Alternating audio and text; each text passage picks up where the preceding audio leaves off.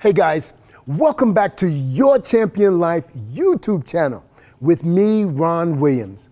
You know, today is kind of sobering for me because we're actually celebrating our 6-year anniversary.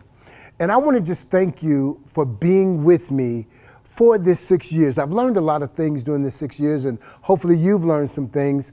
But this whole entire month, I'm going to do something special for you guys. I'm going to go back in the past, and we're going to call this Blast from the Past. And we're going to bring up some videos that were very informational, some videos that were very funny, and also some videos that were controversial. So I want you to watch this video and tell me what you think. Steroids versus creatine. Do it. Today, very interesting subject. I'm going to talk to you a little bit about steroids versus creatine. Great subject, right? Well, first of all, I'm going to tell you why we're talking about that today. Because I knew from years and years ago how dangerous steroids are.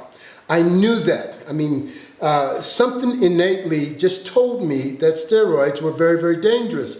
And so I started to study them a little bit, found out some information, and I was a little bit older as a competitor, probably 19, 20 years old. I was actually in the military. And so I started studying it. I found out some of the dangerous side effects and some of the people that were being harmed from taking the steroids. And then so some years later, they started using creatine. And so immediately I started comparing creatine to the steroids. Well, the body produces testosterone. If you take enough synthetic testosterone, yours actually shuts down and this synthetic takes over. When they started talking about creatine, and they start talking about how creatine actually helps the muscle to grow and to become really massive, and if you get off creatine, you cycle off of it, then the muscles begin to shrink, and all of a sudden you lose strength. All of those things happen. And I started to think, well, creatine and steroids, for instance, testosterone, these are two substances that the body produces. And they're both produced by what? The protein in the body. I don't know if you realize this, but all of the steroid is made from a protein. All of the hormones in the body come from proteins. Creatine also comes from protein. 3 amino acids combined together create creatine. So I thought, if you cycle on steroids and you cycle off, you lose your strength, you lose the gains. If you cycle on creatine, you gain this muscle mass, and when you cycle off, you lose the gains. Creatine helps to hold water in the muscle, and the muscle is made up of 70% water. So the creatine expands the body's ability, or the muscle's ability, to hold that water, so it makes the muscle look bigger because it's holding more water. It's not the water between the skin and the muscle, but it's the water that's in the muscle itself. With that being said, steroids and creatine were too closely linked for me to even consider taking or thinking about creatine, because I was so afraid of taking the steroids because of the negative effects. I actually had a friend die from taking steroids. And you know, I did a video that talked about the uncalculated risk. Whenever you do something, you want to calculate the risk. And with steroids, if you take them, the risk is uncalculated. It's no telling what could happen to you as an end result. Will it emulsify a cancer that's already in your body and speed it up? Will it clog the arteries? You know, what will it actually do to you? It's impossible for you to calculate the outcome because it affects everybody different. With my one friend, what happened to him is his kidneys stopped. And they were waiting for a motorcycle accident to take place so they could give him a kidney from the person who died in that motorcycle accident. So it was within 3 years of him starting, and they related it directly, the doctors related it directly to the steroids he was taking. There were some twins that lived right here in Utah that took the steroids for about 15 years, and they both died within 3 months of each other. And they said that their arteries were 99% occluded. So, I mean, it's just no telling what could happen. So I looked at the steroids, I looked at the creatine, I compared them together, and I said no steroids and no creatine steroids, not realizing that creatine is not really a steroid. Well, they've been studying creatine for over 20 some odd years, but I had this adverse thought against creatine that I would never ever take it. And as I said, the body produces both of them, but the creatine is created through the Krebs cycle. And with the Krebs cycle, it's a source of energy that the body utilizes for the phosphagen system. Those explosive movements that you do to build massive muscle is actually performed by using the creatine system.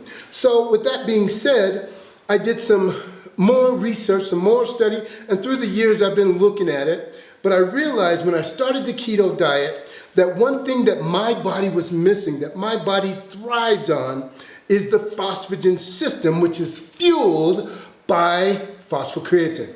So as I began to use the keto diet, I started noticing that my personal body, my body started moving a little bit slower. The explosive movements began to tank. So I started using the creatine with the ketogenic diet, and the phosphocreatine system performed actually at a higher level, so I could still build muscle size.